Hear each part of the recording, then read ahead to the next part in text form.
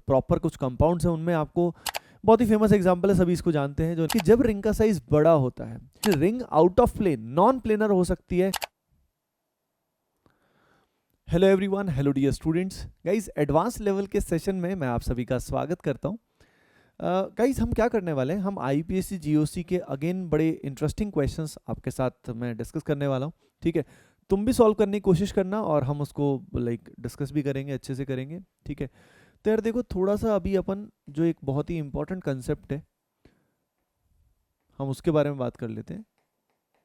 जे advance में इससे बहुत ही कॉमनली क्वेश्चन आता है। ठीक है, ये अपना कौन सा कंसेप्ट है, ये है concept of aromaticity. Concept of aromaticity, इसमें अब थोड़ी सी गहरी बातें हम लोग करने वाले हैं। आपको सबसे पहले कुछ मतलब प्रॉपर कुछ कंपाउंड्स हैं उनमें आपको बताना है कि वो एरोमेटिक है, एंटी एरोमेटिक है। पहले थोड़ा एंटी एरोमेटिक के बारे में थोड़ा सा डिस्कशन कर लेते हैं। पहली चीज आपको ये क्लियर होनी चाहिए, क्या क्लियर होनी चाहिए, ध्यान देना सभी के सभी। ये अपने सामने ये जो दिया हुआ है, दिस पर्टिकुलर स्पीसी इज, क्या है ये, एंटी एरोमेटिक, सभी को याद होगा। ठीक है, और अगली चीज आपको क्लियर होनी चाहिए कि भाई ये बहुत रैपिडली क्या करता है, डाइमराइज करता है। इसके दो यूनिट आपस में कंबाइन करते हैं बहुत रैपिडली, और कंबाइन करके वो क्या बनाते हैं, आप सभी जानते हैं, वो कंबाइन करके नॉन एरोमेटिक स्पीसी बनाते हैं। ठीक है, तो एंटी एरोमेटिक की एक बात तो ये है। अगली चीज ये, जैसे कि फॉर एग्जाम्पल जो बड़ी रिंग्स हैं, जैसे कि फॉर एग्जाम्पल जैसे यहाँ पे 4 पाई इलेक्ट्रॉन्स हैं, जैसे कि आपको ये एनुलिन याद होगा, यहाँ पे देखिए सभी के सभी, बहुत ही फेमस एग्जांपल है, सभी इसको जानते हैं, जो नहीं जानते वो देख लेना। ये है सीओटी, साइक्लोऑक्टाटेट्राइन। अब ध्यान से देखो अगर हम इसकी बात करें तो इसमें नंबर ऑफ पाई इलेक्ट्रॉन 8 है, और अगर इसमें रेजोनेंस कंप्लीट होता तो ये एरोमेटिक होता। क्या होता है ये, एरोमेटिक, सॉरी एंटी एरोमेटिक होता। लेकिन दिस इज नॉन एरोमेटिक, यानी एंटी एरोमेटिसिटी को अवॉइड करने के लिए और स्ट्रेन को भी मिनिमाइज करने के लिए ये प्रॉपर टब शेप में एग्जिस्ट करता है। किस में एग्जिस्ट करता है, टब शेप में एग्जिस्ट करता है। एक बात अच्छी अच्छी किताबों में दी हुई है, उसकी पॉइंट को मैं हाईलाइट करना चाहूंगा कि जब रिंग का साइज बड़ा होता है, यानी रिंग किसी भी हालत में एंटी एरोमेटिसिटी को अवॉइड करना चाहती है।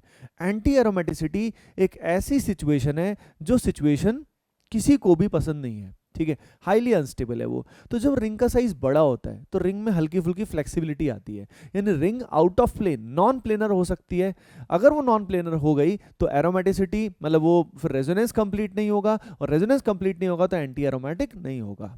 तो ये बात सभी को पता होनी चाहिए कि भाई अगर रिंग का साइज बड़ा है, बड़ा मतलब अगर 6 से ज्यादा है, तो वो एंटी एरोमेटिक आपको मिलेगा ही नहीं, मिलेगा ही नहीं। Got it everyone? ठीक है ना, तो ये पॉइंट आप जरूर चाहे नोट करके हल्का सा लिख लेना कि if ring size is greater than equal to 6, if ring size is greater than equal to 6, if ring size is greater than 6 बोल दो, इस ring size is greater than 6, then it can never be anti aromatic. वो कभी भी anti aromatic नहीं होता, वो कभी भी एंटी एरोमेटिक नहीं होता। ठीक है, कभी कभी क्वेश्चन जो है वो इस तरीके से आ जाता है। कैसे आ जाता है क्वेश्चन, इस तरीके से भी आ जाता है कि यहाँ पे ये जैसे अपने को दिया हुआ है। ठीक है, अब ये जो है ना, अगर हम बात करें तो ये प्योरली एंटी एरोमेटिक तो नहीं है, लेकिन इसमें बहुत हाई एंटी एरोमेटिक कैरेक्टर है। जैसे कि ध्यान से देखो, यहाँ पे पाई बॉन्ड है, यहाँ पे सिग्मा बॉन्ड है, सिग्मा बॉन्ड है, पाई बॉन्ड है। तो एंटी एरोमेटिक कैरेक्टर की वजह से क्वेश्चन भी एक बार जेईई एडवांस में आ चुका है, ये हाईली अनस्टेबल होता है रूम टेम्परेचर पे। ठीक है, समझ गए? तो actually this is non aromatic with anti aromatic character. थोड़ा सा मैं गहरी बात बता रहा हूं आपको, it is actually non aromatic with anti aromatic character, है ना। तो जेईई में क्वेश्चन पूछा इस बेसिस पे नहीं था कि एंटी एरोमेटिक कौन है, क्वेश्चन पूछा गया था कि which of the following is unstable at room temperature. तो उसमें ये अनस्टेबल है बिकॉज इसमें 4 पाई इलेक्ट्रॉन है, रेजोनेंस मतलब सब में sp2 हाइब्रिडाइजेशन है, लेकिन रेजोनेंस प्रॉपर नहीं हो रहा ना, यहाँ पे 2 सिग्मा बॉन्ड लगातार है, और ये इलेक्ट्रॉन पेयर यहाँ ले जाना ये मतलब फेवरेबल नहीं है। तो क्यों इसको थोड़ी लेके जाएंगे, क्यों लेके जाएंगे, है ना। ओके, जैसे कि एक क्वेश्चन मैं आपके सामने इससे रिलेटेड एक और थोड़ी सी डिफरेंट बात, थोड़ी गहरी बात आपके साथ करना चाहता हूँ। जैसे कि ये पर्टिकुलर एग्जाम्पल है। ठीक है, अब इसमें अगर हम देखें तो भाई यहाँ पे क्या होना चाहिए, ये चेक करो जल्दी से, क्या होना चाहिए।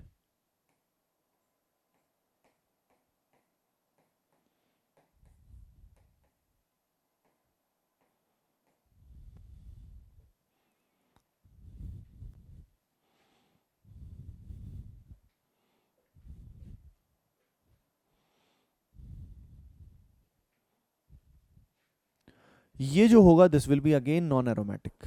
वैसे देखा जाए तो क्या है, लोन पेयर है, यहाँ पे 6 पाई इलेक्ट्रॉन्स ये भी हैं तो 8 है, एंटी एरोमेटिक होना चाहिए। लेकिन जैसे कि मैंने अभी बताया था आपको कि भाई ऐसे केस में ring will go out of the plane in order to avoid anti aromaticity. सही है क्या? ओके यहाँ पे देखो इसके बारे में बताओ, इसमें क्या होगा, अगले वाले में बताओ।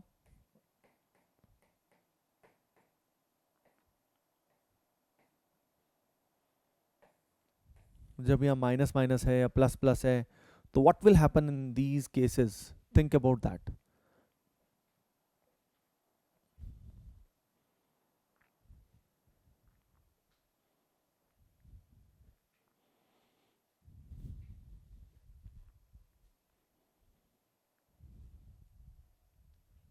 देखो अब ये तो इसकी तो मजबूरी थी, एंटी एरोमेटिक बनने वाला था इसलिए आउट ऑफ प्लेन चला गया। लेकिन यहाँ पे देखो अगर एरोमेटिसिटी अटेन हो रही है, जैसे यहाँ पे अपने को देखा नेगेटिव चार्ज है, और यहाँ पे अगर चेक करोगे तो 1 2 3 4 5 10 पाई इलेक्ट्रॉन है, तो ये हमारी स्पीसी क्या हो जाएगी, एरोमेटिक हो जाएगी। क्या हो जाएगी डियर स्टूडेंट्स, एरोमेटिक हो जाएगी।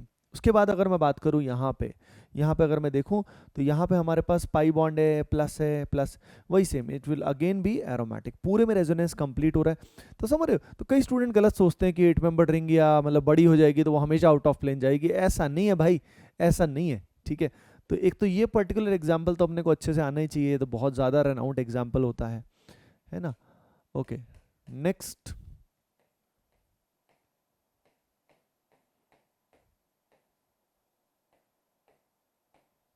ये वाला एग्जाम्पल जल्दी से याद करो कि इस पर्टिकुलर एग्जाम्पल के अंदर होता क्या है ना। तो थिंक अबाउट दैट।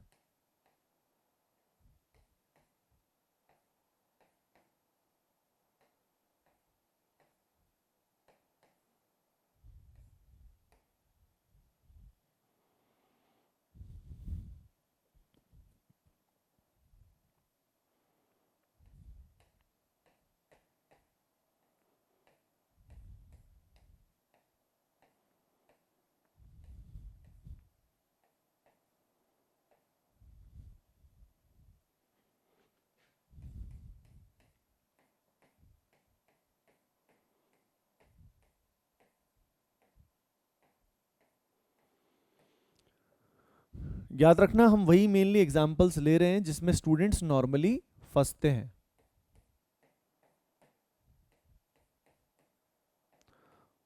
और रेलेवेंट भी ले रहे हैं क्योंकि बिल्कुल आउट ऑफ सिलेबस टाइप की चीज़ लेके भी फायदा नहीं है ना, उनसे वैसे भी क्वेश्चन नहीं आता। इन सब में वही एरोमेटिक एंटी एरोमेटिक उसके बारे में बात करनी है।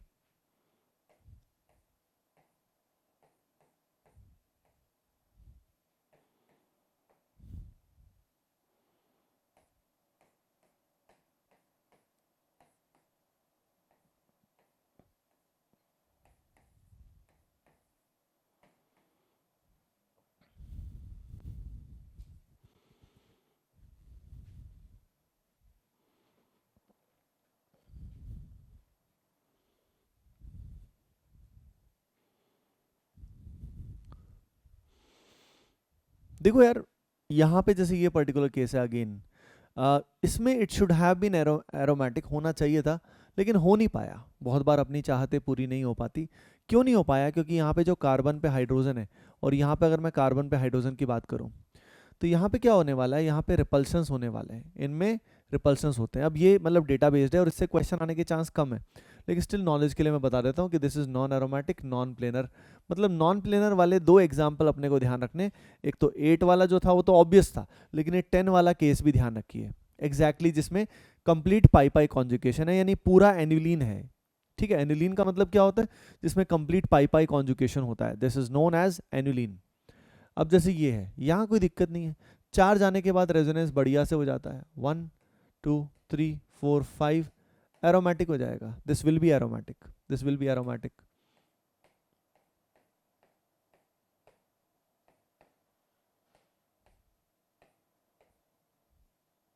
नेक्स्ट वाला सोचो, नेक्स्ट वाले में वो दिक्कत नहीं आएगी, जो ये हाइड्रोजन की दिक्कत है उसको खत्म कर दिया गया है, हाइड्रोजन की बजाय यहाँ पे इन दोनों को कनेक्ट कर दिया गया है। अब इसके बाद वो इशू नहीं आएगा। तो ये जो पूरा सिस्टम है, पूरा जो फ्यूज रिंग हो गया हमारे पास, 2 रिंग्स एक तरह से कनेक्ट हो गई, तो इसमें ऑक्सीजन का लोन पेयर रेजोनेंस में हम इन्वॉल्व नहीं करेंगे, सिर्फ ये पेरीफेरी पे कंप्लीट कॉन्जुगेशन है अगर आप देखोगे, and then this species will be aromatic. अब ये स्पीसी क्या हो जाएगा, एरोमेटिक हो जाएगा। ओके डियर स्टूडेंट्स, ठीक है। नेक्स्ट हमारे पास एग्जांपल है पेंटालीन का। पेंटालीन में एक बड़ी रिंग सीधा नहीं है हमारे पास छोटी छोटी 2 रिंग है, और यहाँ पे अगर तुम चेक करोगे इन रिंग्स के अंदर, तो यहाँ पे हमारे पास pi sigma pi sigma pi sigma pi, कितने हो गए हमारे पास, 4 पाई बॉन्ड हो गए, यानी 8 इलेक्ट्रॉन्स, यानी दिस इज एंटी एरोमेटिक। ये चाह के भी ये नॉन प्लेनर हो ही नहीं सकता, चाह के भी ये नॉन प्लेनर नहीं हो सकता है डियर स्टूडेंट्स। अगला क्वेश्चन, ये भी एडवांस्ड के क्वेश्चन का हिस्सा था, समझ रहे हो, एक इंडिविजुअल क्वेश्चन नहीं आएगा, आप समझ रहे हो ना, मल्टीपल करेक्ट है या न्यूमेरिकल टाइप का क्वेश्चन है, ठीक है।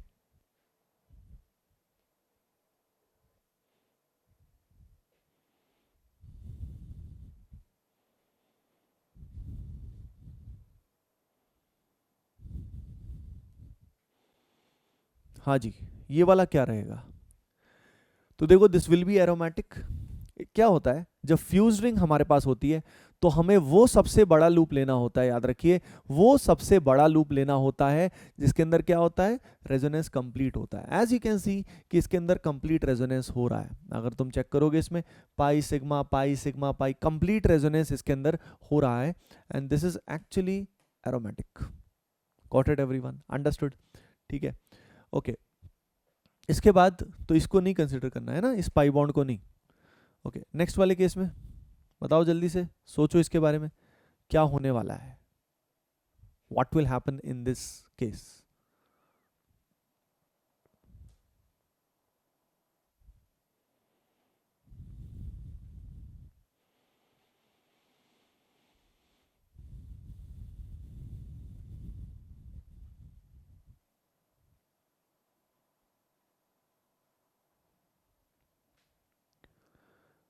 ओके एवरीवन, देखो यार ध्यान से, यहाँ पे अगर हम बात करते हैं तो यहाँ पे फ्यूज्ड रिंग वाला केस है, और इस फ्यूज्ड रिंग वाले केस में ये जो सारे पाई बॉन्ड्स है ना पेरिफेरी पे, सरकमफ्रेंस पे, इन सभी में रेजोनेंस कंप्लीट हो रहा है, तो ये जो बीच वाला पाई बॉन्ड है ये कंसिडर नहीं होगा रेजोनेंस में, मतलब रेजोनेंस में क्या, इसको हम पाई इलेक्ट्रॉन्स पे कैलकुलेट नहीं करेंगे, एंड 1 2 3 4 5 6 7 14 पाई इलेक्ट्रॉन्स है, hence this will be aromatic, ठीक है। अगली चीज अपने को एरोमेटिक रिएक्शन से रिलेटेड आनी चाहिए, जैसे कि ये हमें दिया हुआ है, अब ये हमें अगर दिया हुआ है और इसमें अगर हम एरोमेटिसिटी अटेन करना चाहते हैं, तो हमें पहले से ही दिख जाना चाहिए हाँ यार इसमें एरोमेटिसिटी अटेन करने के चांसेस हैं, यानी पहले से लक्षण मिल जाते हैं कि एरोमेटिक बनने वाला है। तो इस तरह के क्वेश्चंस भी जेई में काफ़ी कॉमनली आते हैं कि जिसमें एरोमेटिक स्पीसी बनने के चांसेस होते हैं। तो यहाँ पे अगर हम बात करें तो यहाँ पे अगर इसको एरोमेटिक बनाना है तो हमें ये पता होना चाहिए कि यहाँ पे अब नेगेटिव आना चाहिए। अब तुम खुद सोच के देखो, अगर यहाँ पे नेगेटिव यानी लोन पेयर आएगा तो वो लाने के लिए हमें क्या करना पड़ेगा, can you think about that, क्या आप इस बारे में सोच सकते हो? हाँ जी, बिल्कुल सोच सकते हो। यहाँ पे अगर हम बात करें तो यहाँ पे हमारे पास हाइड्रोजन है, और हाइड्रोजन है तो अगर हम H+ यहाँ से निकालते हैं तो काम हो जाएगा। तो ये बताओ ये H+ कौन निकालेगा? कोई भी बेस हम ले सकते हैं, स्ट्रॉन्ग बेस, जैसे कि potassium hydride, sodium hydride, NaNH2, कोई भी ठीक ठाक बेस हमने ले लिया, वो यहाँ से H को क्या करेगा, H को इलेक्ट्रॉन पेयर देगा, जिससे ये बॉन्ड टूट के इलेक्ट्रॉन पेयर कार्बन के पास जाएगा एंड एरोमेटिसिटी अटेन हो जाएगी। Got it everyone? तो एडवांस के अंदर इस तरह के क्वेश्चंस भी मतलब आ जाते हैं जिनके अंदर एरोमेटिसिटी अटेन हो जाती है, पर उसके न्यूमरस वेज हो सकते हैं, बहुत सारे तरीके हो सकते हैं। जैसे यहाँ पे इसको एरोमेटिसिटी अटेन करानी है, अब इसको एरोमेटिसिटी अगर हमें अटेन करानी है डियर स्टूडेंट्स, तो यहाँ पे इन दोनों कार्बन पे या तो पॉजिटिव चार्ज आए या नेगेटिव चार्ज आए। हमने इस तरह का क्वेश्चन पहले भी किया हुआ है। तो यहाँ पे दोनों पे पॉजिटिव लाने के लिए अगर हम यहाँ पे AgNO3 ले लेते हैं, अगर हम यहाँ पे AgNO3 ले लेते हैं तो AgNO3 क्या करने वाला है, यहाँ से हेलोजेंस को निकाल देगा, और हेलोजेंस को निकाल के AgCl का PPT बन जाएगा, वाइट PPT बन जाएगा, और यहाँ पे हमारे पास इस तरह का डाइकेटायन बन जाएगा, इस तरह का डाइकेटायन बन जाएगा। यहाँ पे ऐसे +2 दिखा सकते हैं, पूरे में रेजोनेंस हो रहा है, बाकी इन दोनों जगह पे प्लस आएगा। तो इस तरीके से अपने को एरोमेटिक रिएक्शंस का थोड़ा अंदाजा होना चाहिए, यानी पहले से ही अगर कॉन्जुगेशन हो रहा है, पहले से ही अगर रिंग में कॉन्जुगेशन हो रहा है, बस थोड़ी सी कसर बाकी है, तो समझ जाइए कि एरोमेटिक बनने के चांसेस काफ़ी ज़्यादा हैं। ठीक है, अब वो बनेगा या नहीं बनेगा वो रिएक्शन में आप देख के समझ सकते हो। जैसे कि फॉर एग्जांपल हमारे पास मान लीजिए कुछ ऐसा है और यहाँ पे Cl है। अब मान लो इसमें हम बात करें, हमारे पास AgNO3 है। व्हाट डू यू थिंक, क्या इस केस में बात बन जाएगी, इस केस में रिएक्शन हो जाएगी, रिएक्शन फेवरेबल होगी या नहीं होगी? थिंक अबाउट दैट, इस बारे में सोचिए।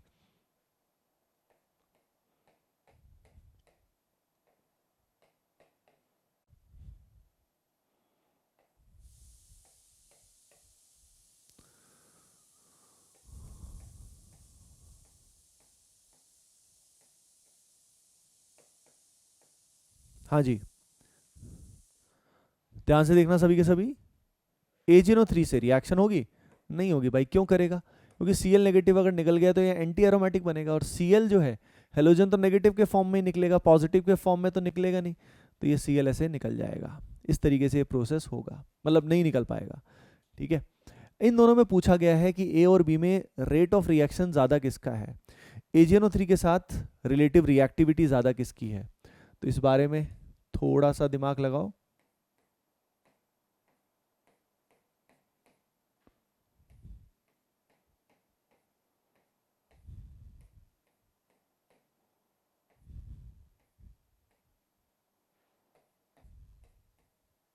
अगले वाले क्वेश्चन में वही पूछा हुआ है कि बेस यहाँ पे किससे रेडिली रिएक्शन करेगा, 1 से करेगा या 2 से करेगा। यहाँ पे ए और बी में किससे करेगा रिएक्शन, ये तुम्हें सोचना है। हाँ जी, इसमें किससे करता है, बी से करता है, क्योंकि यहाँ से Cl निकालना ज़्यादा फेवरेबल है। इससे जो पर्टिकुलर हमारा केटायन बन रहा है वो एरोमेटिक तो है, लेकिन इसको हम क्या बोलते हैं, पर्टिकुलरली क्वासी एरोमेटिक। जब चार्ज एक एरोमेटिक लूप का पार्ट है तो ये जो होगा ये बहुत ही इफेक्टिव रेजोनेंस होता है, क्योंकि इसमें तीनों RS जो बनेंगे वो इक्विवेलेंट बनेंगे, और चार्ज पूरे तीनों कार्बन एटम्स पे क्या होगा, इक्वली डिस्ट्रीब्यूट होगा। डियर स्टूडेंट्स, कैसे डिस्ट्रीब्यूट होगा, इक्वली डिस्ट्रीब्यूट होगा। तो इस तरीके से ये चार्ज सब जगह इक्वली डिस्ट्रीब्यूट हो जाएगा, दिक्कत ही खत्म है। डन, क्लियर सभी को? तो गाइस इस तरीके से एरोमेटिक से रिलेटेड अपने को सारा का सारा काम करना होता है। सो गाइस देखो, यहाँ पे AgNO3 के साथ रिएक्शन जब कर रहे थे तो उसमें रेट जो है वो डिपेंड किस चीज़ पे करता है, वो रेट डिपेंड करता है कैटायन की स्टेबिलिटी पे। और जैसे कि मैंने बताया आपको कि ये जो पर्टिकुलर स्पीसी है this is actually quasi aromatic. ठीक है, और quasi aromatic is more effective. ये जो पर्टिकुलर कैटायन है ये मैंने बताया था आपको कि this is a better cation, क्योंकि इसमें रेजोनेंस बहुत इफेक्टिव है। अब यहाँ पे अगर हम बात करें, ये 1 और 2 है, और इसमें बेस किससे रेडिली रिएक्शन करेगा, 1 से रिएक्शन करेगा या 2 से करेगा। जैसे कि आप सभी जानते हो कि अगेन इन सब में टेंडेंसी होती है एरोमेटिसिटी अचीव करने की, पर बात सिर्फ वही है अचीव हो पाए तो मेन बात है।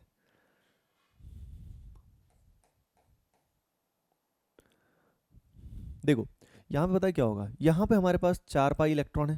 फंडा देखना, अप्रोच समझना, यहाँ पे कितने पाई इलेक्ट्रॉन है, 6 पाई इलेक्ट्रॉन है। तो 4 से हम इसको किस पे ले जाएंगे, 4 से हम इसको ले जाएंगे 6 पे। कैसे ले जाएंगे, अगर ये इलेक्ट्रॉन पेयर यहाँ चला जाए तो 6 हो जाए। अब ये इधर क्यों जाएगा, ये अपने आप तो ऐसे जाएगा नहीं, तो इसके लिए बेस यहाँ पे क्या करेगा, बेस यहाँ पे इलेक्ट्रॉन देगा इस H को, एक तरह से ये अल्फा H है, इसको निकालेगा। अल्फा H निकालेगा तो यहाँ पे नेगेटिव चार्ज आएगा, और यहाँ पे जब नेगेटिव चार्ज आएगा तो वो रेजोनेंस करेगा, और रेजोनेंस करके काम हो जाएगा। वो चीज़ यहाँ पे फेवरेबल नहीं है, यहाँ पे फेवरेबल नहीं है डियर स्टूडेंट्स। क्लियर है? ठीक है, ओके। अब देखो इसके बाद अगर हम बात करते हैं, जैसे कि फॉर एग्जांपल ये जो पर्टिकुलर एरोमेटिसिटी में ये अच्छा एग्जांपल है, और इससे कभी भी क्वेश्चन आ सकता है। ठीक है, इसका नाम किसी को याद है क्या? क्या आपको इस कंपाउंड का नाम याद है कि एग्जैक्टली ये कंपाउंड क्या फंडा है इस कंपाउंड का?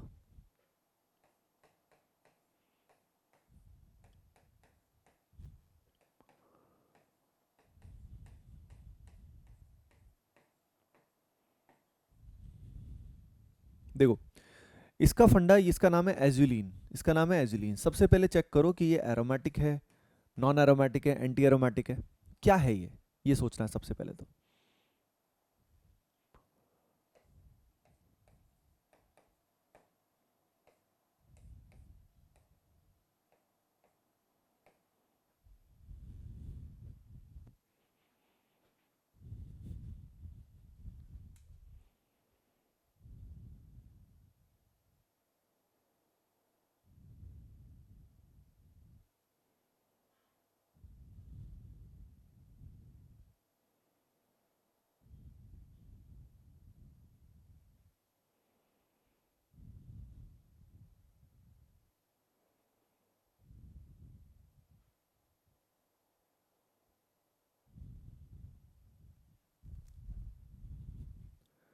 देखिए एवरीवन, इस पीसी को अगर हम देखें तो ध्यान से देखो, ये रिंग क्या है, फ्यूज्ड है।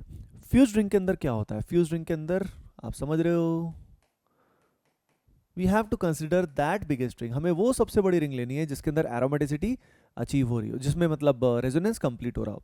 तो आप देख सकते हो यहाँ पे 1 2 3 4 5, 5 इसके अंदर पाई बॉन्ड्स आए, 5 इसके अंदर पाई बॉन्ड्स आए, और 5 पाई बॉन्ड्स है, 10 पाई इलेक्ट्रॉन्स है, इट इज़ एरोमेटिक। अगली चीज़, ये जो पर्टिकुलर स्पीसी हमें दिखाई दे रही है, इसमें डाइपोल मोमेंट भी आता है, सिग्निफिकेंट डाइपोल मोमेंट आता है। क्या तुम इस बारे में सोच सकते हो कि ऐसा क्यों होता है, why it has such a like high dipole moment, और यहाँ पे ये कैसे कन्वर्ट हुआ, कैसे ये इसमें कन्वर्ट हुआ, कैसे बना है, ये तुम्हें पता होना चाहिए बढ़िया से, ठीक है। अगली चीज़, यहाँ पे जब हाइपर कॉन्जुगेशन होगा तो किस किस ऑर्बिटल के बीच में ओवरलैप होगा, यहाँ पे जब हाइपर कॉन्जुगेशन होगा तो कौन कौन से ऑर्बिटल में ओवरलैप होगा।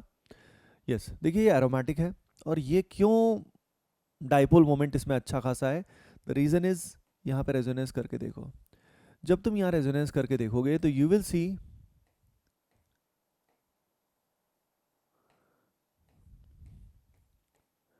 यहाँ पे नेगेटिव चार्ज आया, और यहाँ पाई बॉन्ड है, यहाँ पॉजिटिव चार्ज है, और इसके बाद पाई बॉन्ड है, पाई बॉन्ड है। As you can clearly see कि यहाँ पे ये जो पर्टिकुलर रिंग है, इस रिंग में कितने पाई इलेक्ट्रॉन्स है, आप देख सकते हो इसमें 6 पाई इलेक्ट्रॉन्स है, और यहाँ पे आप देख सकते हो तो इसमें भी 6 पाई इलेक्ट्रॉन्स है, यानी दोनों रिंग्स इंडिविजुअली भी एरोमेटिसिटी अटेन कर रही हैं। तो एज यू कैन सी कि यहाँ पे इंडिविजुअल रिंग्स जो हैं वो भी एरोमेटिसिटी अटेन कर रही हैं। गॉट इट एवरीवन, ठीक है। तो उस कारण क्या होगा, इस रिंग में पॉजिटिव चार्ज डिस्ट्रीब्यूट हो जाएगा और दूसरी रिंग के अंदर नेगेटिव चार्ज डिस्ट्रीब्यूट होगा, उस कारण इसके अंदर डाइपोल मोमेंट जनरेट हो जाएगा, पोलैरिटी इसके अंदर आ जाएगी। Is it clear to you, ठीक है। ओके, इसके बाद यहाँ पे बात करते हैं, इसको जब हम हीट करते हैं ना अमोनियम कार्बोनेट को, तो यहाँ पे क्या हो जाएगा, अमोनिया बन जाएगा, अमोनिया रिलीज होगा, क्योंकि हमें न्यूक्लियोफाइल चाहिए। यहाँ पे कीटोन है तो यहाँ हमें न्यूक्लियोफाइल चाहिए। ये जो न्यूक्लियोफाइल है वो यहाँ अटैक करेगा, अटैक करके ये बॉन्ड टूटेगा, ठीक है।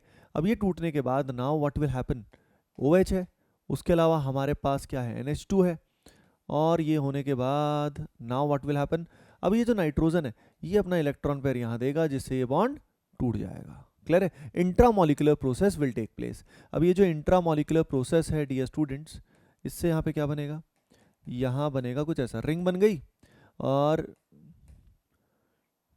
यहाँ पे आ गए OH OH।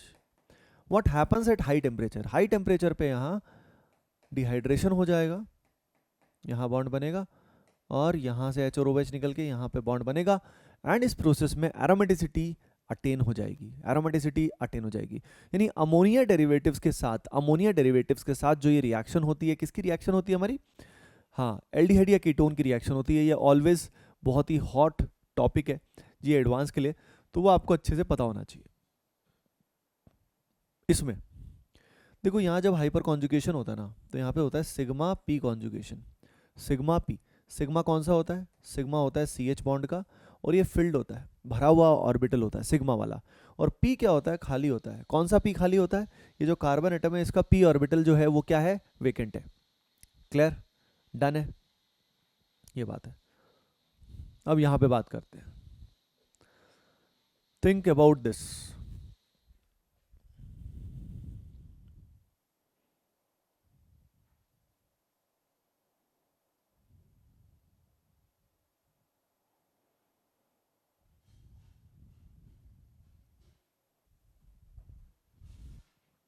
देखिए डियर स्टूडेंट्स, यहाँ पे अगर हम बात करते हैं तो इसके अंदर पता क्या होता है, इसके अंदर होता है सिग्मा पाई स्टार।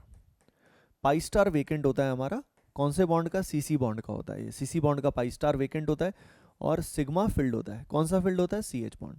यानी अगर इन दोनों में देखें तो सिग्मा सेम है, जो डोनेट कर रहा है एक तरह से, जिसके साथ ओवरलैप हो रहा है, तो वो हमारा डोनेशन वाला सेम है, और यहाँ पे P है और यहाँ पे पाई स्टार खाली होता है, ठीक है। कई स्टूडेंट्स को ऑफन ये डाउट होता है कि पाई स्टार तो सर एंटी बॉन्डिंग है ना, और अगर एंटी बॉन्डिंग में उसने इलेक्ट्रॉन दिए तो ऐसे केस में तो गड़बड़ हो जाएगी। गड़बड़ नहीं होगी डियर स्टूडेंट्स, अगर वो एंटी बॉन्डिंग में इलेक्ट्रॉन पेयर देता है तो एक्चुअली वो एंटी बॉन्डिंग में ही इलेक्ट्रॉन नहीं जाएंगे, वो सिग्मा और पाई स्टार दोनों कंबाइन करके they will give rise to two molecular orbitals, एक होगा BMO और एक होगा एंटी बॉन्डिंग मॉलिक्यूलर ऑर्बिटल। तो ये जो दोनों इलेक्ट्रॉन है फील्ड वाले, ये सिग्मा स्टार में नहीं जाएंगे, वो उनके द्वारा कंस्ट्रक्टिव इंटरफेरेंस से जो एक नया ऑर्बिटल आया हैविंग लोअर एनर्जी, उसके अंदर वो फिल होगा। डियर स्टूडेंट्स, क्लियर है सभी को? ये बात होती है, ठीक है। नेक्स्ट फंडा एसिडिक स्ट्रेंथ में ये चीज अपने को, मतलब वैसे तो खैर एसिडिक स्ट्रेंथ वगैरह की बात अपन ने कर ही ली है, और जैसे कि ये हो गया,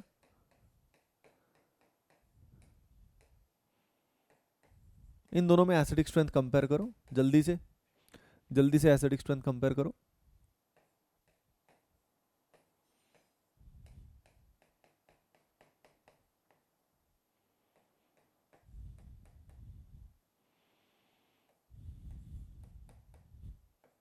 फिर इन तीनों में कंपेयर करो, ABC में, यहां पे एसिडिक स्ट्रेंथ कंपेयर करो। Try this properly.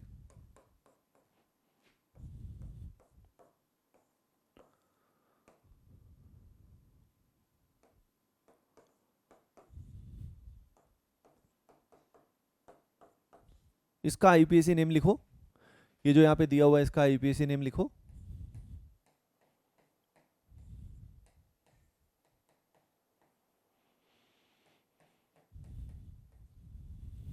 इसका भी लिखो, सिंपल सी चीज़ है लेकिन इंपॉर्टेंट है। इसी के ऑप्शंस अच्छे बनाए जा सकते हैं। जैसे कि आपने देखा था कि जी एडवांस में वो क्वेश्चन जो आया था वो इसी तरह का था, बस ऑप्शंस उसमें तरह तरह के दिए गए थे। जैसे ये देखो, इसके अंदर एसिडिक स्ट्रेंथ आप सभी को याद होना चाहिए कि भाई यहाँ से H निकालना फेवरेबल होता है, यहाँ से H निकालोगे नेगेटिव आएगा, तो ये दोनों तरफ क्या करेगा? हाँ, ये दोनों तरफ क्या करेगा?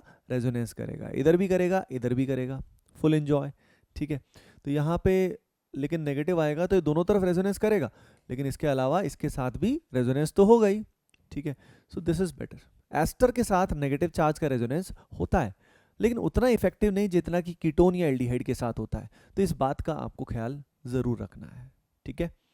यहाँ पे ABC कंपैरिजन करना, ABC एसिडिक स्ट्रेंथ,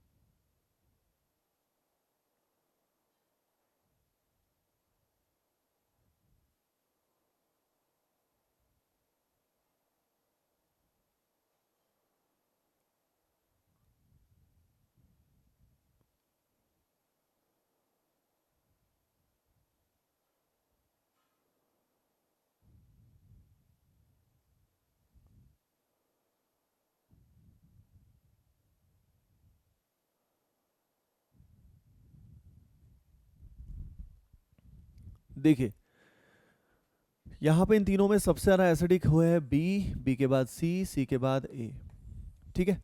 इस बात को दिमाग में रखिए, यहाँ से जब H को निकालोगे तो नेगेटिव चार्ज रेजोनेंस करेगा। इट्स अ फिनॉल, ठीक है। एल्कोहल और एल्काइन में ज़्यादा एसिडिक एल्कोहल होता है, याद रखिए, लॉजिकल है वैसे। टर्मिनल एल्काइन का जो ये कार्बन होता है इसका इलेक्ट्रॉन नेगेटिविटी अप्रॉक्सीमेटली 3.3 होती है, और यहाँ पे ऑक्सीजन का होता है 3.5, तो clearly this is better, any how this is better, ठीक है। अगली चीज, अगर इसका नाम अपने को लिखना है तो सबसे पहले अपने को main functional group, parent functional group पता होना चाहिए। ये हो गया हमारे पास COCl, एसिड डेरिवेटिव इन सब पे जीत जाएगा। तो यहाँ पे नंबर 1, यहाँ पे 3, यहाँ पे आएगा 5। अब ये जो होता है इसको क्या लिखते हैं? इसको लिखते हैं साइनो, इसको लिखते हैं क्या? इसको लिखते हैं हाइड्रोक्सी, ठीक है। और ये हमारा क्या, ये जो फंडामेंटल कंपाउंड है, मतलब एरोमेटिक के अंदर अपने को फंडामेंटल कंपाउंड क्लियर होना चाहिए। पर इसका मतलब ये नहीं कि किसी को भी ले लो, आप यहाँ पे फिनॉल को नहीं ले सकते, आप बेंजोनाइट्राइल को नहीं ले सकते, जो प्रायोरिटी ज़्यादा होगी उसी को ही आप फंडामेंटल कंपाउंड ले सकते हैं। तभी तो स्टूडेंट्स की गलती होती है, जैसे इसमें ऑप्शन अगर देने हो तो कई तरह से दे सकते हैं वो, एक बार इसको फंडामेंटल कंपाउंड मान लिया और बाकी को लोकेंट मान लिया, तो वो गलत हो जाएगा ना। ऐसा कैसे कर सकते हो आपकी फिनॉल को वो मान के फंडामेंटल कंपाउंड और COCl को लोकेंट मान लिया? अरे भाई, प्रायोरिटी ऑर्डर भी तो कुछ है। तो प्रायोरिटी ऑर्डर के हिसाब से अपने को डिसाइड करना होता है कि यहाँ पे अपने को लेना क्या है, वो लेने के बाद फिर बात खत्म हो जाएगी। तो यहाँ पे इसका नाम आएगा, मैं बोल रहा हूँ, आप लिख लेना या लिख ही लिया होगा पहले ही, 5 साइनो 3 हाइड्रोक्सी, अल्फाबेटिकली अरेंज किया और फिर लिखा हमने बेंजोइल क्लोराइड। क्या लिखा? Benzoyl chloride. अगर आप पूरा लिखते हो that is also fine, benzene carbonyl chloride, benzene carbonyl chloride, that is also fine, वो भी बिल्कुल सही चीज है। ठीक है, नेक्स्ट वाले में ये बताओ, फंडामेंटल कंपाउंड क्या मैं टॉल्यूइन को लेके शुरू कर सकता हूं और NH2 को मैं लोकेंट मान सकता हूं क्या? Is it a possibility? It is not, it is not a possibility, ये कोई भी पॉसिबिलिटी नहीं है। तो यहाँ पे अपने को क्या लेना पड़ेगा? यहाँ पे एनिलीन को ही लेना पड़ेगा, बिकॉज इसकी प्रायोरिटी ज़्यादा होती है नॉर्मल ये टॉल्यूइन टाइप से, मतलब CH3 टाइप की चीज़। तो इसका सिंपल नाम है 3 मिथाइल एनिलीन, 3 मिथाइल एनिलीन। ठीक है, इसका कॉमन नेम याद है क्या? इसका कॉमन नेम याद है क्या आपको? Do you remember the common name? हाँ, नहीं, इसको बोलते हैं, the name is very important, the name is toluidine, m toluidine बोलते हैं इसको, एम टोलुडीन। क्लियर है? डन है? ओके। हाँ जी, अब देखो ये चीज़ें समझने के बाद अब कुछ और की पॉइंट्स मैं आपके साथ डिस्कस करना चाहूँगा, दैट इज़ की पॉइंट्स भी होंगे, क्वेश्चन भी हो जाएंगे उसके अंदर, जैसे कि आइसोमेरिज्म। आइसोमेरिज्म में अगर मैं क्लियर कट बात करूं तो एक तो क्वेश्चन जो आते हैं वो आते हैं मॉलिक्यूलर फार्मूला बेस्ड। तो सबसे पहले मॉलिक्यूलर फार्मूला बेस्ड क्वेश्चंस कर लेते हैं कुछ, उससे आपको अंदाज़ा लगेगा क्या फंडा होता है। फिर ऑप्टिकल आइसोमेरिज्म से रिलेटेड भी चीज़ें आती हैं। Molecular formula based question start करते हैं with this question, let us start with this question. C5H10 के आपको सारे आइसोमर बताने हैं, सारे आइसोमर बताने इंक्लूडिंग स्टीरियो आइसोमर बताने हैं C5H10 के। Try this properly. ठीक है, फिर हम अगले वाला करते हैं, पहले C5H10 के सारे बना लो।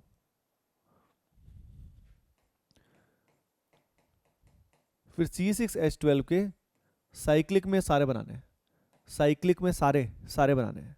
ठीक है,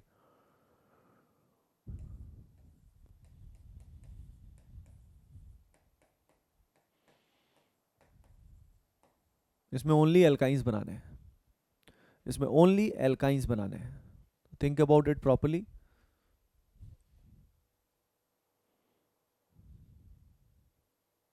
देखिए क्या अप्रोच होती है इस तरह के क्वेश्चन को करने की, सबसे पहले डीबी वैल्यू निकालो। डबल बॉन्ड इक्विवेलेंट का तो फॉर्मूला इस स्टेज पे आना चाहिए आपको, डिग्री ऑफ अनसैचुरेशन का, that will come out to be 1। 1 आने के बाद या तो यहाँ आएगा डबल बॉन्ड या यहाँ पे क्या आएगी, रिंग। या तो आएगा डबल बॉन्ड या इसके अंदर क्या आएगी डियर स्टूडेंट्स, रिंग आएगी। ठीक है, अब इसके अंदर हम क्या करते हैं, अब इसके अंदर C5H10 में अब हम क्या करते हैं, सारी पॉसिबिलिटी एक एक कर बनाते हैं। जैसे 1 2 3 4 5 सबसे लंबी चेन से स्टार्ट करो, पाई बॉन्ड्स आखिरी में लगाओ, साथ साथ मत लगाओ। ठीक है, साथ साथ लगाओगे काम नहीं चलेगा। ये बनाया, रिंग बनाओगे तो start with the longest, sorry biggest ring, सबसे बड़ी रिंग से स्टार्ट करो। 5 मेंबर रिंग बनाई, 5 मेंबर के बाद 4 मेंबर बनाई, फिर हमने 3 मेंबर बनाई और 3 मेंबर में भी मल्टीपल पॉसिबिलिटी हमने बनाई। अब ये होने के बाद ध्यान दीजिए सभी के सभी, यहाँ पे पाई बॉन्ड लगाएंगे, ये आया पाई बॉन्ड, ये आया पाई बॉन्ड। ठीक है, इसमें पाई बॉन्ड इधर आएगा एंड इधर भी आएगा। ठीक है, इसमें पाई बॉन्ड चाह के भी नहीं आएगा क्योंकि 5 बॉन्ड बन जाएंगे कार्बन के, इनमें पाई बॉन्ड्स कहीं पे भी नहीं आएगा। तो अगर हम स्ट्रक्चर्स की बात करें तो स्ट्रक्चर यहाँ पे आए 1 2 3 4 5 6 7 8 9 10 स्ट्रक्चर्स हमारे पास आए। तो अगर पूछा जाता है ओनली स्ट्रक्चर्स हमारे पास 10 आएंगे। लेकिन अब बात की जाती है, मान लीजिए इसके अंदर स्टीरियो के बारे में, किसके बारे में बात की जाती है, इंक्लूडिंग स्टीरियो। तो भाई GI-OI चेक करो, GI-OI चेक करोगे तो यहाँ होगा, तो यहाँ 1 की बजाय 2 आएगा, और तो कहीं हो नहीं रहा, ना तो GI ना कायरल सेंटर, तो यहाँ पे 2 हो गए। ठीक है, कहीं पे भी चेक कर लो, इसमें दोनों सेम आ गए, इसमें दोनों सेम, इसमें नहीं, बस वहाँ पे 2। इसके बाद यहाँ पे अगर मैं बात करूँ तो ये 2 सेंटर कायरल हैं और यहाँ पे सिमेट्री आती है। ठीक है, 2 सेंटर कायरल हैं, सिमेट्री आती है, तो ऐसे केस में 4 की बजाय 3 बनेंगे, 4 की बजाय क्या बनेंगे, 3 बनेंगे बस।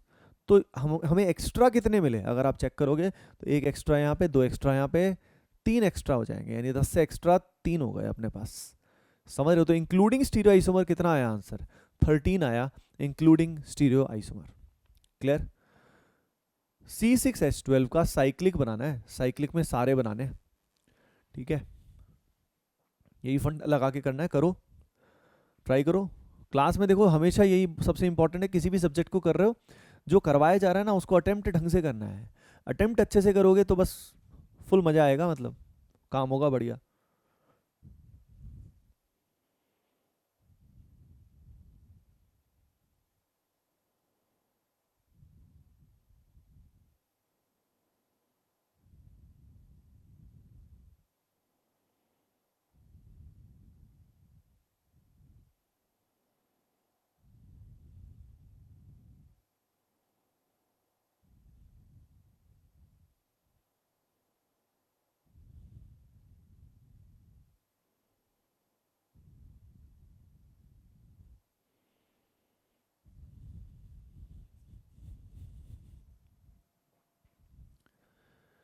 ओके एवरीवन, देखिए इसमें स्टार्ट करते हैं सबसे बड़ी रिंग से, ये हो गई 6 मेंबर्ड, ठीक है। फिर 5 साइक्लिक बोला था, तो एल्कीन वाले तो पॉसिबल है ही नहीं। 4 4 बनाया, 4 में 2 कार्बन बचा, 2 कार्बन बचा तो ऐसे आएगा, या इसमें क्या आएगा, अगल बगल में आएगा, ठीक है, या ये थोड़ा सा दूर भी आ सकता है, कुछ ऐसा भी आ सकता है, ठीक है। उसके बाद 3 मेंबर्ड, 3 मेंबर्ड में 1 2 3, या इसमें ब्रांचिंग आ जाएगा, ठीक है, या इसमें इथाइल मिथाइल, इथाइल मिथाइल आप एक साथ भी ले सकते हो, और भी पॉसिबिलिटी यहाँ पे है, तीनों को अगल बगल में ले सकते हो, तीनों को ऐसे भी ले सकते हो। तो अगर इसमें स्ट्रक्चर्स की बात की जाए तो स्ट्रक्चर्स कितना है, 1 2 3 4 5 6 7 8 9 10 11 12, कितने आए, 12। वैसे इतने इतने ज़्यादा आते तो नहीं है, लेकिन ठीक है, मतलब थोड़ा सा लेवल इंक्रीज करने के हिसाब से अपन ने अगर ये क्वेश्चन ठीक से कर लिया तो ठीक है, मतलब ईजी हो जाती हैं चीज़ें। ओके, तो देखना सभी के सभी, ध्यान देना एवरीवन। यहाँ पे अगर मैं आप सभी को बताऊँ तो यहाँ पे 2 center chiral, 2 center chiral, symmetry आ रही है, 3 पॉसिबिलिटी आ जाएगी। 2 सेंटर कायरल, सिमेट्री नहीं है इसमें, 4 पॉसिबिलिटी आएगी। यहाँ जीआई होगा, दोनों मिथाइल्स के बीच में 2 पॉसिबिलिटी, ठीक है। और तो इसमें सब ठीक है, ये भी आ गया, ये भी आ गया। इसमें सिर्फ जीआई आएगा, 2 पॉसिबिलिटी आएंगी। इसमें सेंटर कायरल है, 2 पॉसिबिलिटी आएगी, ठीक है। तो यहाँ पे कितना आ गया, 2 2 4 4 8 10 11 12 13 14 15 16 17 18 19 20, 20 आएगा इंक्लूडिंग स्टीरियो आइसोमर। कितना आएगा, 20 आएगा डियर स्टूडेंट्स, 20। अंदाजा लग गया थोड़ा सा कि किस तरह से इन क्वेश्चंस को किया जाता है। C3FClBri, इसमें एल्काइंस बोल दिया है, C ट्रिपल बॉन्ड C लिया, इधर C लिया, वैलेंसीज हमारे पास 4 फ्री हैं, कितनी फ्री हैं, 4 फ्री हैं। एक बार मान लीजिए मैंने यहाँ पे फ्लोरीन को लगा दिया, तो बाकी तीनों ग्रुप्स यहाँ पे आएंगे, ठीक है, और ये सेंटर भी कायरल है। एक बार अब मैं फ्लोरीन की बजाय यहाँ पे क्या लूँगा, क्लोरीन लूँगा, और क्लोरीन की बजाय ब्रोमीन लूँगा, फिर आयोडीन लूँगा, इस तरीके से मुझे चेंज करना होगा। क्लोरीन, ये fluorine, chlorine, bromine, iodine, and process यहाँ पे मतलब ये चेंज हो जाएगा।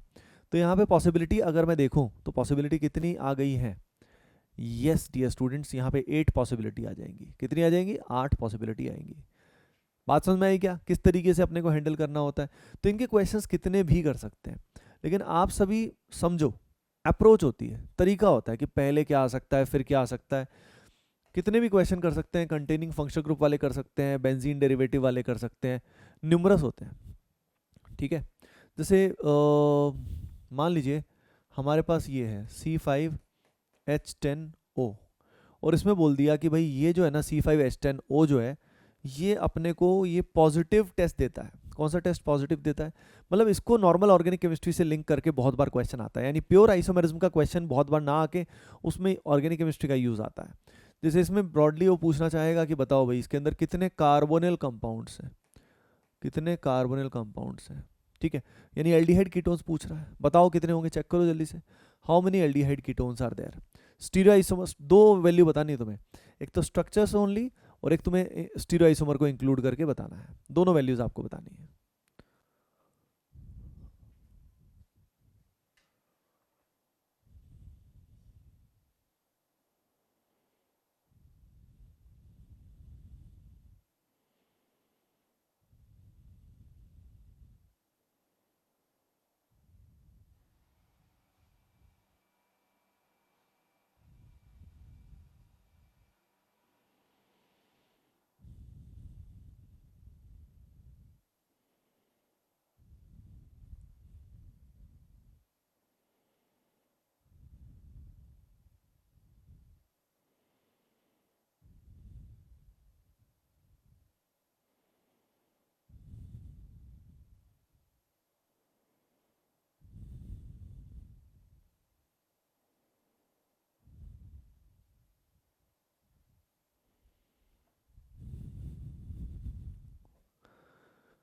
देखिए एवरीवन, C5H10O अगर हम इसकी बात करें तो इसका डबल बॉन्ड इक्विवेलेंट 1 है। एल्डिहाइड कीटोन बनाना है तो पहले फ्रेमिंग तैयार कर लो। ये कर ली तैयार, 5 कार्बन 4 विद दिस मिथाइल और कुछ ऐसा। अब मुझे कार्बोनिल चाहिए तो मुझे C डबल बॉन्ड O लगाना है। C डबल बॉन्ड O यहाँ आ सकता है, यहाँ आ सकता है, यहाँ आ सकता है। इसके बाद रिपीटेशन हो जाएगा। कितनी पॉसिबिलिटी आ गई? 3 पॉसिबिलिटी आ गई। कितनी आ गई? 3 आ गई। यहाँ पे चेक करोगे तो यहाँ पे लगाओगे। अब देखो यहाँ पे लगाओगे ना तो 2 पॉसिबिलिटी आएंगी। क्यों भाई? जब यहाँ तुमने C डबल बॉन्ड O लगाओगे ना तो ये सेंटर कायरल हो जाएगा। This centre will become chiral. तो यहाँ पे C डबल बॉन्ड O लगाना। तो इन सब छोटी छोटी बातों का ही जो ध्यान रखेगा ना, समझ रहे हो, उसी के जेई में एक्यूरेसी अच्छी रहेगी, एडवांस में अच्छी एक्यूरेसी रहेगी। नहीं तो फिर एक्यूरेसी कैसे अच्छी रहेगी? इसके अलावा यहाँ नहीं लगा सकते, फिर आप यहाँ पे लगाओगे। यहाँ लगाओगे तो 5 बॉन्ड बन जाएंगे, यहाँ लगाओगे तो एक ही बनेगा। ये भी मैं लिख देता हूँ 1 1 1। और यहाँ पे भी एक लग सकता है, ठीक है, यहाँ पे भी एक लग सकता है। बीच में आप फंसा नहीं सकते, 5 बॉन्ड बन जाएंगे। 5 भी क्या, 6 बन जाएंगे। 4 बॉन्ड ऑलरेडी दिख रहे हैं इसमें। तो 2 3 4 5 6 7 8 8 पॉसिबिलिटी यहाँ पे आ गई। डबल बॉन्ड हो यहाँ पे, यहाँ पे, यहाँ पे। ये मतलब सबसे पहले आप अप्रोच समझना, मेन है अप्रोच कि भाई टीचर सॉल्व कैसे कर रहा है क्वेश्चंस को। यानी जो भी आपको इस तरह के एडवांस के लेक्चर्स बाकी सब्जेक्ट में भी मिल रहे हैं, उनमें इस चीज़ का ध्यान रखना कि टीचर्स उसको किस अप्रोच से सॉल्व कर रहे हैं, ठीक है, उसी से ही आपका इंप्रूवमेंट होगा। वैसे तो आपने बहुत स्टूडेंट्स ने अप्रोच डेवलप कर ही रखी होगी, लेकिन मतलब बड़े क्वेश्चंस कैसे करने होते हैं, क्या दिमाग लगाना होता है, ठीक है, तो ये सब अपने को सोचना पड़ता है। ओके, जैसे कि नेक्स्ट हमारे पास फॉर एग्जांपल C4H6 है। इसको करो, कितने इसमें बनेंगे? इस C4H6 में सिर्फ आप स्ट्रक्चरल बना लो, ओनली स्ट्रक्चरल, ठीक है। C4H6, थिंक अबाउट इट, क्या होगा इसमें?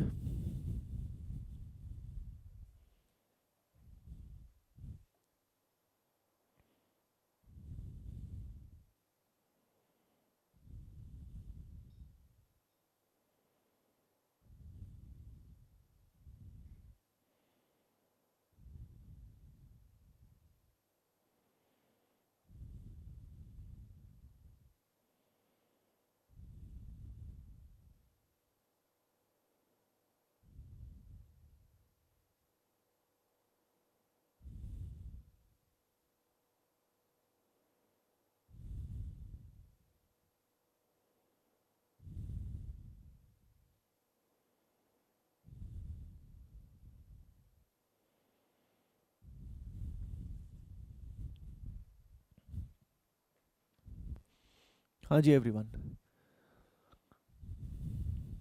C4H6 डीबी वैल्यू निकालो, 2 आएगा। 2 आएगा तो क्या हो सकता है? 2 डबल बॉन्ड या एक ट्रिपल बॉन्ड, या एक रिंग है एक गोला है, या 2 गोला 2 rings. These are the various possibilities. एक एक करके बनाते हैं। ये फ्रेमिंग बनाई, 2 पाई बॉन्ड्स ऑल्टरनेट आ सकते हैं या लगातार भी आ सकते हैं। अनस्टेबल होता है लेकिन आ सकते हैं, हमको पॉसिबिलिटी बतानी है। ट्रिपल बॉन्ड की अगर हम बात करें,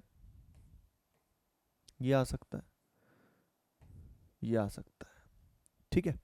और इसके बाद रिंग है, पाई बॉन्ड है, ये हो जाएगा। रिंग के अंदर pi bond,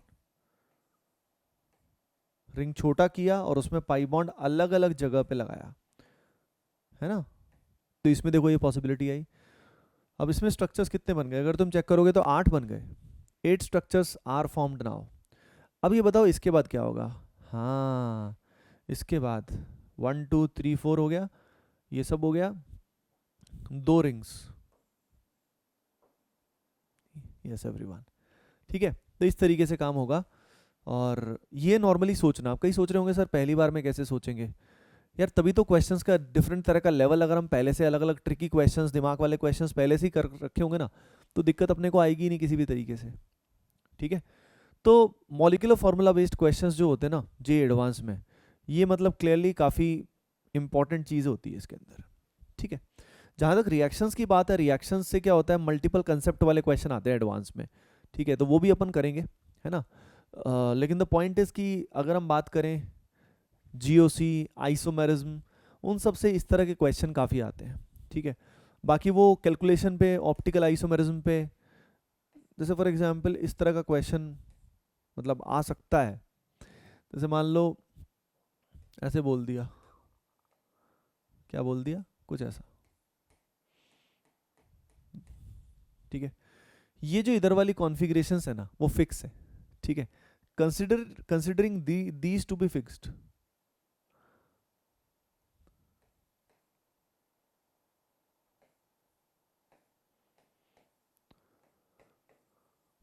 considering these to be fixed how many optically active isomers will be formed. ये ऐसे दिखाने का मतलब ये है कि ये फिक्स्ड नहीं है ना, वेज डैश में कुछ भी हो सकता है। फिर पाई बॉन्ड है, तो considering these to be fixed, ये फिक्स्ड है यहाँ पे। बताओ how many optically active isomers will be formed, कितने ऑप्टिकली एक्टिव आइसोमर्स यहाँ बनेंगे।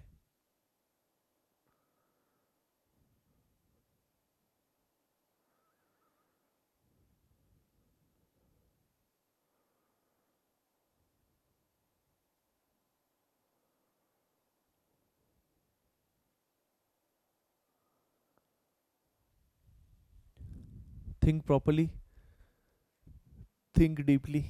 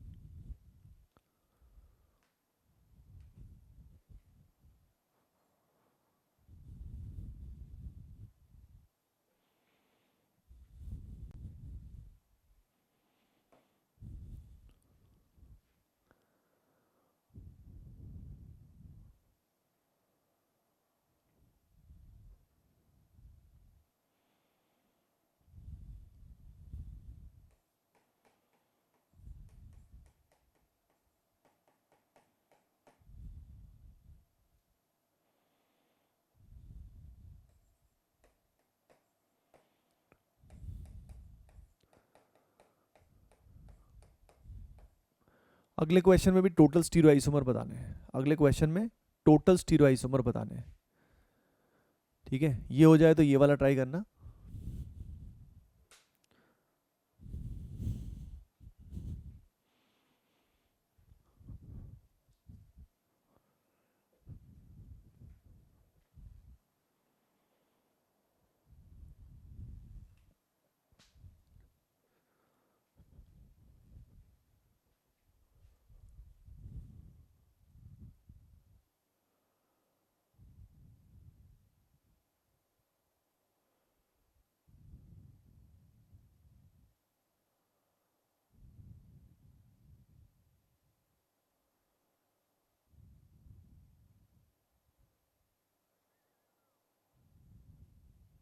देखो, अगर हम इसकी बात करें ना, इस वाले क्वेश्चन की, तो इस क्वेश्चन में ये तो फिक्स हो गया, इसको तो छेड़ ही नहीं सकते वैसे भी। अब ये सेंटर कायरल है, यहाँ जीआई पॉसिबल है, ये सेंटर कायरल है, ये कायरल है, तो इसके हिसाब से यहाँ एक्टिव सारे के सारे एक्टिव रहेंगे, सिमेट्री कहीं नहीं आएगी। तो 1 2 3 4 16 पॉसिबिलिटी आ जाएंगी। कितनी आ जाएंगी?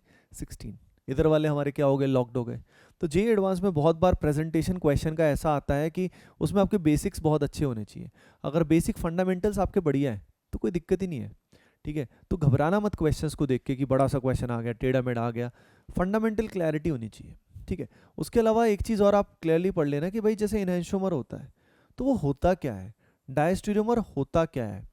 जैसे कई बार स्टूडेंट्स को पता ही नहीं होता, ये कायरल शब्द है तो उसका मतलब क्या है, ठीक है। तो कायरल का मतलब अनसिमेट्रिकल होता है, लेकिन जो भी चीज़ कायरल होती हैं जिनमें सिमेट्री नहीं होती, they have non superimposable mirror images. तो ये टर्म्स कई बार थ्योरेटिकल क्वेश्चन भी आ जाते हैं। Chiral molecules have, chiral compounds have non superimposable mirror images. Enantiomers में भी वही सेम टर्म यूज होता है, enantiomers are non superimposable mirror images. और एनांशोमर सिर्फ और सिर्फ असिमेट्रिक मॉलिक्यूल्स के अंदर, मतलब जिसके अंदर पीओएस सीओएस नहीं होता, वहाँ पे हमारा एनांशोमर, आप समझ रहे ना, होता है, हो सकता, मतलब होता है। डायस्टेरियोमर की बात करें तो डायस्टेरियोमर क्या होते हैं? They are non mirror image stereo isomers, they are non mirror image stereo isomers. And अगली चीज, डायस्टेरियोमर्स ऑप्टिकल भी हो सकते हैं, ज्योमेट्रिकल भी हो सकते हैं, और दोनों भी हो सकते हैं। ये एक इंटरेस्टिंग बात है कि वो तीनों पॉसिबिलिटी कैसे हो सकती है। तो डायस्टेरियोमर जरूरी नहीं है कि वो ऑप्टिकल ही हो। उसके अलावा कायरल सेंटर होगा तो ऑप्टिकल आइसोमेरिज्म होगा, कायरल सेंटर होगा तो ऑप्टिकल आइसोमेरिज्म होगा, चाहे वो सिमेट्रिक हो या ना हो, पक्का है 101%। लेकिन वो कंपाउंड्स जिनमें कायरल सेंटर नहीं है, वो कंपाउंड्स जिनमें कायरल सेंटर नहीं है, वो भी ऑप्टिकल आइसोमेरिज्म शो कर सकते हैं अगर वो ऑप्टिकली एक्टिव हो। अगर वो ऑप्टिकली एक्टिव हो, जो क्यूमुलिन्स का मामला रहता है, स्पायरो, बाइफेनाइल्स, उन सब का मामला रहता है। ठीक है, तो ये चीज़ें अपने को मतलब कंसेप्ट डेप्थ में पता होने चाहिए। क्वेश्चन उस वाली चीज़ से आ जाता है, रिलेशन से आ जाता है। जैसे इस तरह के क्वेश्चन हैं, जैसे फॉर एग्जांपल यहाँ पे मिथाइल ClBr H मान लीजिए ऐसा कुछ है, और एक बार आपको दे दिया कुछ ऐसा यहाँ पे समथिंग, है ना, और एक आपको दे दिया इस फॉर्म में। ठीक है भाई, तो ये जब अलग अलग फॉर्म्स दी होती हैं, इवन कई बार रोटेट करके दिया होता है, जैसे यहाँ तो आपको दे दिया ब्रोमीन हाइड्रोजन मिथाइल, इसमें ब्रोमीन हाइड्रोजन मिथाइल यहाँ दे दिया। स्टूडेंट्स को, नॉर्मल स्टूडेंट्स को इन सब क्वेश्चंस में काफ़ी दिक्कतें आती हैं, तो इन क्वेश्चंस को करने का अप्रोच बता रहा हूँ। आप सभी को फिशर में कन्वर्ट कर लो। अब वो कन्वर्जन नहीं आता तो इस तरह का वीडियो मैं बना चुका हूँ ऑलरेडी, उसको देख लेना कि हाउ टू कन्वर्ट सॉहर्स हो, न्यूमैन हो, उसको फिशर में कैसे कन्वर्ट करते हैं। इस तरह के क्वेश्चन रिलेशन वाला जो होता है ना, एनहांसोमर, डायस्ट्यूमर, बड़े ही अच्छे क्वेश्चन होते हैं ये। ठीक है, ये क्वेश्चन आप देखो जल्दी से, थिंक अबाउट इट प्रॉपरली। पता है इसमें कितने आएंगे? इसमें आएंगे 6। कैसे आएंगे? ड्रॉ करके देखना पड़ेगा। बहुत जगह फॉर्मूला बहुत जगह अप्लाई नहीं होता, तो मैं क्लियरली रिकमेंड करूंगा फॉर्मूलाज के चक्कर में मत पढ़ना। ठीक है, वाट लग जाएगी आपकी। तो यहाँ पे अगर मैं आपको बताऊं, N double bond N, OH OH, centre 2 chiral. ठीक है, एक बार हमने इसका क्या ले लिया, सिस कॉन्फ़िगरेशन ले लिया। क्या ले लिया डियर स्टूडेंट्स? सिस कॉन्फ़िगरेशन ले लिया। ठीक है, अब यहाँ पे ये सेंटर कायरल, ये सेंटर कायरल, तो दोनों वेज अगर मैं वेज में लूँगा, याद रखिए, तो इन दोनों को डैश में नहीं लूँगा, क्योंकि दोनों को जब मैं डैश में लूँगा तो उससे क्या होगा, क्या होगा भाई, इससे सेम बन जाएगा, सेम बन जाएगा। वाई एक्सिस के बाद रोटेशन करके देख लो चाहे, सेम बन जाएगा। अगली पॉसिबिलिटी, हमने एक को डैश पे लिया तो दूसरे को वेज पे ले लिया, एक को डैश पे दूसरे को वेज पे, एक को डैश पे दूसरे को अगर हमने वेज पे लिया तो इससे क्या होगा, हाँ, अब इसका एनहांसोमर एग्जिस्ट करेगा जिसमें ये वेज पे होगा और वो डैश पे होगा। याद रखना वो आइडेंटिकल नहीं है, these are not identical at all. Is it clear to you? ठीक है भाई, तो ये होता है, तो ये वेज पे और वो किस पे आ जाएगा, वो आ जाएगा डैश पे। Done, clear? हाँ जी, ये प्लस एनहांसोमर ये हो गया। अब सिस जो फॉर्म, जब इसका ट्रांस फॉर्म बनाओगे तो सिस फॉर्म था, इसी का जब ट्रांस वाला फॉर्म बनाओगे तो ट्रांस में भी 3 पॉसिबिलिटी आएंगी, वो चेक करना पड़ेगा आपको, ट्रांस में भी 3 पॉसिबिलिटी आएंगी। चलो यार, इस सेशन का आखिरी क्वेश्चन करते हैं, एंड होपिंग दैट ये क्वेश्चन आपको ज़रूर पसंद आएगा। ये ज़्यादातर का पहली बार में गलत होता है क्योंकि इसको स्टूडेंट समझ ही नहीं पाते, तो ट्राई करो। पूछा हुआ है, ये जो गिवन कंपाउंड है, ये जो गिवन कंपाउंड है, इसके कितने डायस्टेरियोमर्स पॉसिबल हैं? ठीक है, तो लिख लेना, how many diastereomers are possible for the given compound. How many diastereomers are possible for the given compound.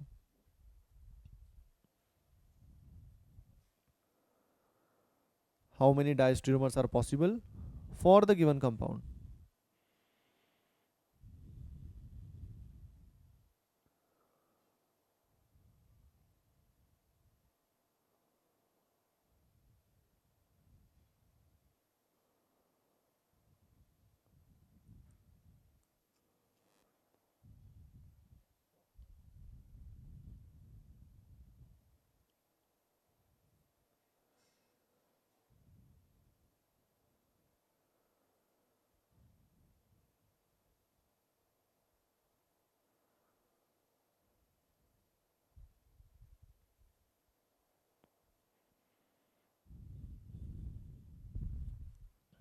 हाँ जी, भटकती आत्मा, जल्दी बताओ। देखो इसमें पता कितना आएगा, कितने डायस्टेरियोमर इसके आएंगे? इसके आएंगे 6 डायस्टेरियोमर। पूछना क्या चाह रहा है? पूछना चाह रहा है कि भाई इसके जितने भी आइसोमर्स हैं, इसके कितने आइसोमर्स हैं? इसके आइसोमर्स हैं यहाँ पे 8। कितने? 8। ये तो समझ गए होगे 8 कैसे, जो भी एडवांस की तैयारी कर रहा है उसको तो समझ में आ गया होगा। 8 में से एक तो दिया हुआ है, एक तो दिया हुआ है, बचे कितने? 7। 7 में से एक ही चीज होगी जो इसका मिरर इमेज होगा, वो इसका क्या होगा? एनहांसोमर होगा। सिमेट्री इसमें है नहीं, सिमेट्री नहीं है तो वो क्या होगा? इसका एनहांसोमर होगा। तो इसका हो गया इनैंशोमर, बात समझ में आई क्या एवरीवन? हाँ, तो इसका इनैंशोमर हो गया। बाकी सारे जो होंगे 6 आउट ऑफ 7, बाकी 6 इसके क्या होंगे? डायस्टेरोमर्स होंगे। यानी पूछा गया था कि भाई ये अकेला है, बचे 7 हैं, 7 में से कितने ऐसे आइसोमर्स हैं जो इसके डायस्टेरोमर्स कहलाएंगे, कितने ऐसे हैं जो इसके डायस्टेरोमर्स कहलाएंगे। Okay guys, okay everyone, so hoping that आपको ये जो वैरायटी ऑफ क्वेश्चंस हमने किए हैं और भी बहुत सारे कंसेप्ट्स हमने किए हैं, तो आपको ज़रूर सेशन में मज़ा आया होगा। ओके ठीक है फिर, है ना? बाकी सही है, अगले ऐसे बहुत ही इंटरेस्टिंग सेशंस आते रहेंगे, और जो भी मटेरियल आपको मिलता जा रहा है आप बढ़िया से उसको सॉल्व कीजिए, ठीक है? That would be highly effective. और जैसे कि मैंने आपको बताया था कि जिसके पास भी मेरी किताब master problems in organic chemistry available है, तो वो उसमें से मैस्ट्रो लेवल के जो अच्छे अच्छे क्वेश्चंस हैं वो ज़रूर करें। इस समय उससे अच्छा सोर्स, रेलेवेंट सोर्स नहीं मिल सकता है, मैं क्लियर कट आपको बताऊं, ठीक है? तो जिसके पास बाय द वे बुक नहीं भी है तो वो भी उसको ले सकता है, ठीक है भाई? डन है, चलो फिर, that is it for the day, bye bye, take care and love you all.